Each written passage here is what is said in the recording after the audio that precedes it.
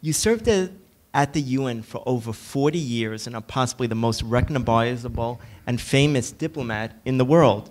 Throughout the book, you discuss the Annan Doctrine. Could you describe your focus of placing individuals at the center of each mission? Because you did something very different philosophically, and this doctrine that came about than other past secretary-generals and other missions, and it's very, very interesting, the theme throughout the book. No, when I became Secretary-General, before, I kept asking myself, what should I do? What should be the mission of the UN? And analyzing the role of the UN, basically insisting that the UN should decide what it can do, what it cannot do, what it should leave others to do, and what it should do with others. And the UN had focused a lot on political conflicts.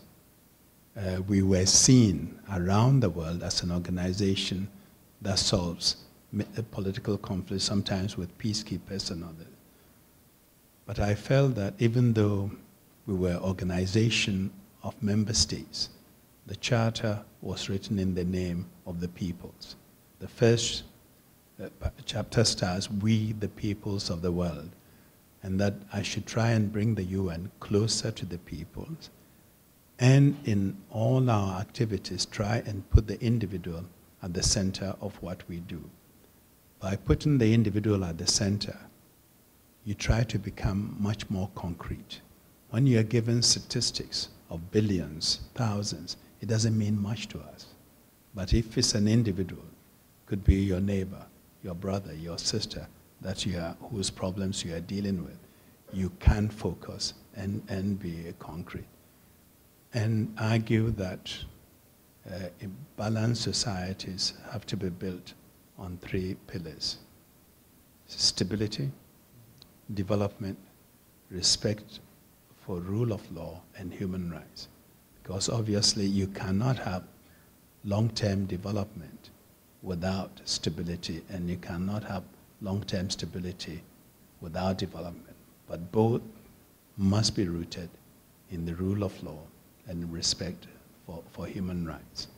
And as we go on this evening, you will realize the importance of these 3 pillars. And when we ignore one, and usually we tend to ignore the third one, the third pillar, the consequences can be catastrophic. Maybe since I've started, I should give you an example. If I were to ask, if a year ago, or 2 years ago, I had asked most people in this room, what do you think of Tunisia? I would have had great tourist destination, it's stable, and development is moving ahead. But no one will talk about the rule of law and respect for human rights. And yet, if you ignore that essential pillar, it's like building on sand. And this is why when the people rose up to demand a say in how they are governed and by whom they are governed and all that, it really shook the whole region and beyond to the Middle East. And so I think the 3 pillars are something we need to bear in mind if we want people to live full lives and protect them in all aspects of their needs.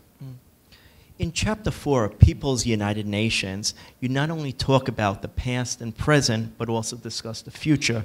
What are the 3 greatest challenges for the future world order, and will we ever see in our lifetime a strengthening of the UN and a change of the permanent membership of the Security Council, in your opinion? Yeah. I think we are making some progress.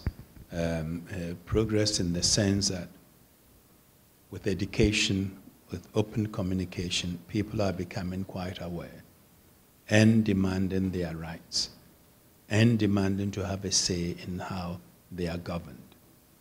And with the emergence of robust civil society, how governments react are changing. In most societies today, civil society can put pressure on governments to behave better, to change their policies. When I was involved in Kenya after the elections that led to conflict, where 1,200 people were killed and hundreds of thousands displaced from their homes. I could not have succeeded without the role of civil society and the pressure they brought to bear on the governments to take steps to end the conflict. So at the national level, we are seeing this movement, and in a way we've also opened the doors for civil society, private sector, and others to play a role in the UN. You talked of the UN itself. The UN itself has to be reformed. For most people, the power base of the UN is today so narrowly based on the 5 permanent members, and they find this arrangement anachronistic. It's an arrangement that was made at the end of World War II. The world has changed, and the UN has to change. We are seeing power, or at least economic power, shift from west to east. We are seeing these emerging countries. They want to have a say. They want to be at the table. And the UN Security Council has to be reformed to become more representative and more democratic. Today, India, a country with about 1/5 of the world's population, doesn't have a seat at the table. Africa doesn't have a single permanent seat. Neither do Latin America. Japan, that is the second contributor to the organization, doesn't have a seat at the table. And so those with the privileges have to decide how much power they are going to give up to make the participation of the others meaningful, to get their cooperation.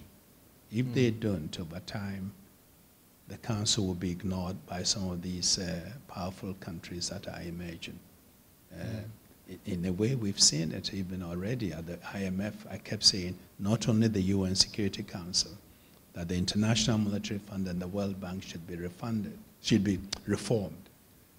If we had reformed the IMF, I think the emerging countries would have played a much larger role in helping the financial crisis in Europe today than they have. I know leaders are flying to China and all that, but that could have been worked out through the IMF with the new arrangements.